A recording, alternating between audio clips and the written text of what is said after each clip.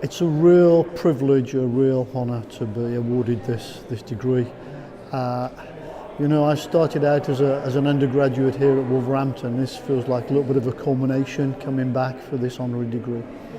I studied from 1974 to 1978, mechanical engineering here in this building. The real big tie to the university is that I sponsor one of the undergraduate students here at the university. And we also work with the company that I manage. We work with the university on a number of projects. Yeah, I started off in mechanical engineering, in automotive design and development, and moved through various levels of management until I became the managing director of Ricardo, which is a big engine design company here in the UK. I then moved on to be the engineering director of Tata Motors in India.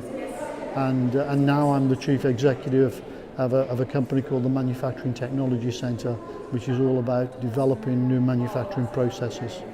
I just have one piece of advice, and that would be to say that every challenge that we have in the world creates opportunities for the most agile. And so we're just going to go through this process with Brexit, and that's going to bring some big challenges. And with big challenges are going to be some big opportunities. It's going to be the engineers that solve those challenges.